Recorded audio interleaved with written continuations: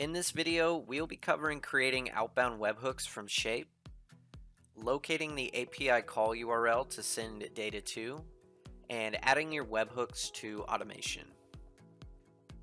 Start by navigating to Settings in the top gradient navigation bar, then click the drop-down labeled Integrations to find the Manage Webhook Settings page. A webhook is a way for an app to provide other applications with real-time information. To use a webhook, you register a URL from the external application and give that to your Shape webhooks as a location to send data to. The URL will be a place within your external application that will accept the data and do something with it. You can create a new webhook by clicking Add Webhook.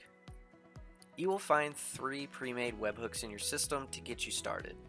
These are set up for you and only need the API call URL for the application that you're sending data to. Add a title and description for your webhook. The title will be important if setting up trigger automation for your webhook. If your webhook requires any headers or parameters like application type or required authentication codes or fields, you can add them here. The most important parts of the webhook involve the API call URL. This is where you input the URL to which Shape will be sending information. Please make sure that this URL is secure. An example URL being the catchhook URL that's provided in Zapier.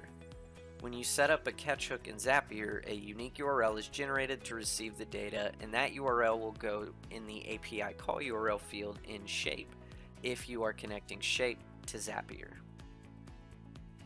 Choose the type of information you'll be sending. Select Field, File, or Field plus File. You'll also find the Fields drop-down to choose what Shape data fields are being sent out. Now that we've created our webhook to send data out of Shape, we can set up a trigger via the Manage Triggers settings page. Most commonly, the trigger is set to initiate the outbound webhook based on status. You can create a new trigger by clicking Choose and then Edit on one of your trigger sets. Make sure that your trigger is set to On, as having it off will not initiate the webhook. Click Add Trigger to add a new trigger to your trigger set for this outbound webhook. The trigger type is the action and shape that will trigger the webhook. For example, we will set the status and choose New to initiate the webhook.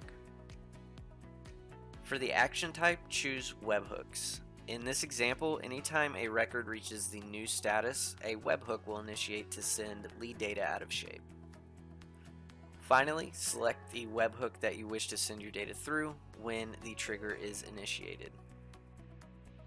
If you have any further questions regarding outbound webhooks in Shape, please do not hesitate to reach out to our dedicated support team by emailing support@setshape.com.